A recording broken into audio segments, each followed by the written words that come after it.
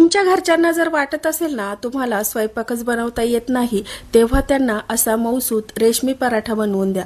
तुमचं कौतुकच करायचं थांबणार नाही. बनवायला एकदम सोपा आहे. यासाठी 2 उकडलेल्या बटाट्याची साल काढून घेतली आणि नंतर किसून घेतले.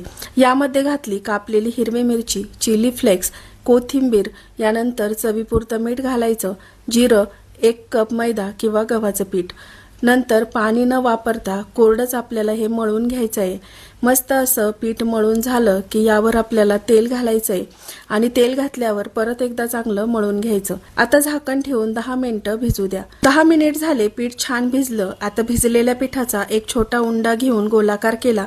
नंतर कोरड्या पिठात घोळवून पोळपाटावर एकदम पातळ असा याचा पराठा आपल्याला लाटून घ्यायचा आहे. हा पराठा लाटताना हलक्या हाताने लाटून घ्या. पराठा लाटताना मध्ये मध्ये थोडं कोरडं पीठ लावा. पराठा लाटून झाला की तव्यावर भाजण्यासाठी घाला. एक साइड भाजला की पलटवून घ्या. वरच्या बाजूने भरपूर तेल किंवा तूप लावा. दोन्ही बाजूंनी खरपूस भाजून घ्या. ही रेशमी पराठ्याची रेसिपी आवडली तर एक लाईक करा.